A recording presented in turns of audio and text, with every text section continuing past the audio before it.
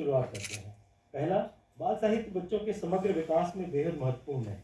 यह न केवल नैतिक शिक्षा और मूल्यों की नींव रखता है, बल्कि कल्पना शक्ति को बढ़ावा देता है, भाषा कौशल विकसित करता है और भावनात्मक समझ पैदा करता है। अच्छी किताबें बच्चों के चरित्र निर्माण में लाइफ लॉन्ग प्रभाव डालती हैं। अब एआई की भूमिका। कृत्रिम बुद्धिमत्ता अब एक शक्तिशाली सहायक उपकरण बन चुकी है। यह लेखकों, चित्रकारों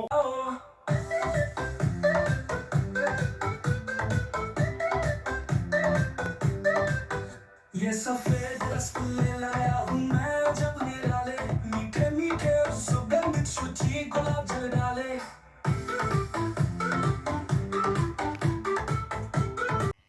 ये सब सामने आते हैं जब पढ़ो तो लगता है कि ये तो लड़के ही है, इनमें लड़की कोई नहीं है।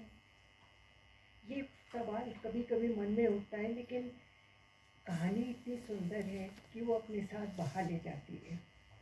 तो उस समय नहीं सोचा गया, और हमारी जो ओरल ट्रेडिशन थी, कथावाचक शैली, जिसमें कहानियाँ आगे बढ़ाई गई, साहित्य को आगे बढ़ाया गया, उसमें भी बाल साहित्य का कोई विशेष वर्ग नहीं था। उसमें छाँट छाँट के बाल कहानियों को, बाल उपयोगी कहानियाँ जो थीं, उनको सामने रखा गया। शिक्षा ने या कैसे साहित्य ने मेरे जीवन की धारा बदल दी। और मैं तो मिलेनियल जनरेशन की हूँ। अब बात करें जेन जी की। इरा जी ने भी कहा कि जेन जी के मन में जो बातें हैं वो शायद जो बच्चों के लेखक हैं वो समझ नहीं पाते। ऐसा नहीं है, ऐसा बिल्कुल नहीं है, क्योंकि जेन जी के जो बच्चे हैं वो हमारे आसपास ही हैं।